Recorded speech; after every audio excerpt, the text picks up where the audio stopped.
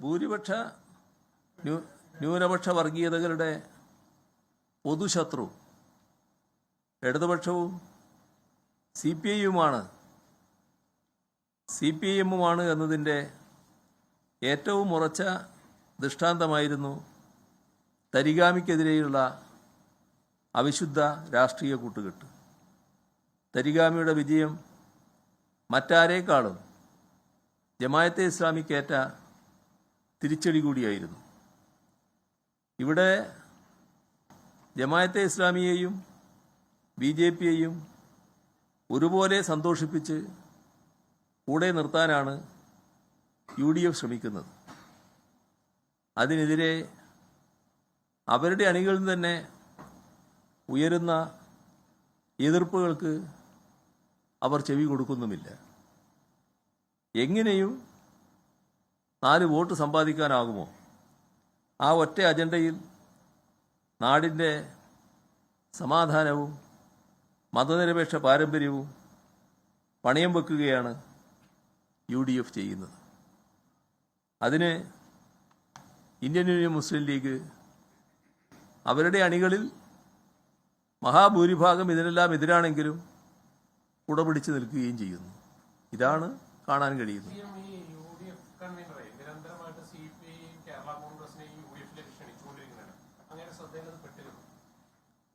ആ മോഹങ്ങൾക്ക് ആർക്കെങ്കിലും അതിരിടാൻ പറ്റുമോ?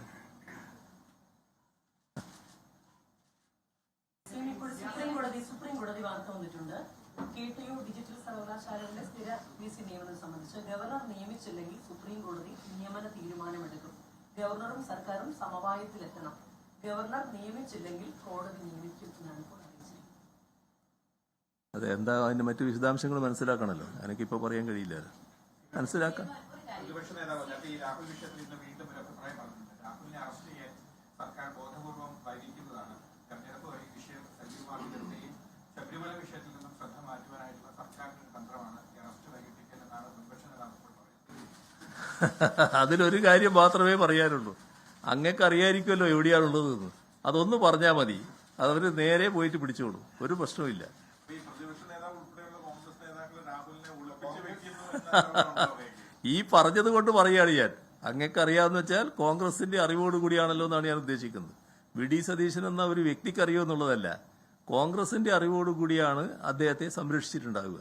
ആ സംരക്ഷണം എന്താണെന്ന് അദ്ദേഹത്തിന് മനസ്സിലാക്കാൻ പറ്റും. ആ വിവരം കൊടുത്താൽ നേരെ പിടിക്കാനും പറ്റും.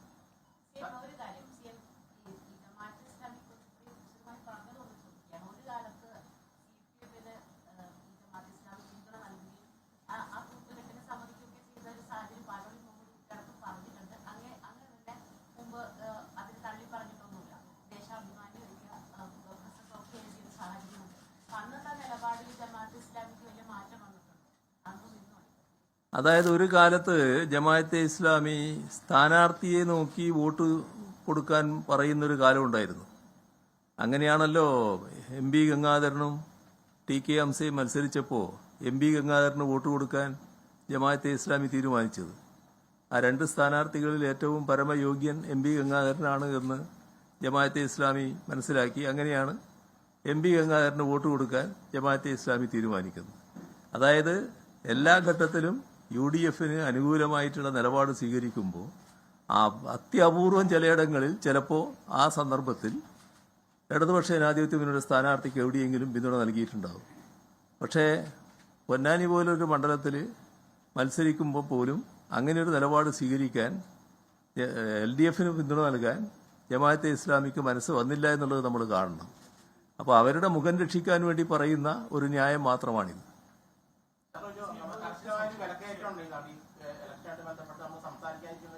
വിലക്കയറ്റം വളരെ വർദ്ധിച്ചു വരികയാണ്. കാരണം സാധനങ്ങൾക്ക് 3 ഇരട്ടി വില വരുമെന്നാണ് നമ്മൾ പൊതുവിപണിയിൽ നിന്ന് മനസ്സിലാക്കാൻ കഴിയുന്നത്. അപ്പൊ സർക്കാർ ഇടപെട്ട് പ്രത്യേകിച്ച് ഇപ്പോൾ പച്ചക്കറിക്ക് വില കൂടുന്നതിന് അവർ പറയുന്ന കാരണം ഇപ്പൊ മണ്ഡല മാസമായ ആൾക്കാർ പച്ചക്കറി കൂടുതൽ ഉപയോഗിക്കുന്നതാണ്.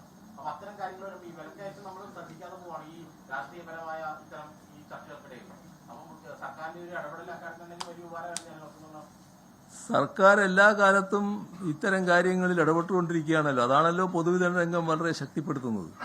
വലിയ തോതിൽ ശക്തിപ്പെടുത്തുന്ന നിലപാടാണല്ലോ സ്വീകരിക്കുന്നത്. ഈ കഴിഞ്ഞ 9 വർഷക്കാലത്തെ അനുഭവം എടുത്താൽ 15,000 കോടിയിൽ പരം രൂപയാണ് പൊതുജന രംഗം ശക്തിപ്പെടുത്തുന്നതിന് വേണ്ടി സർക്കാർ ചെലവഴിച്ചിട്ടുള്ളത്.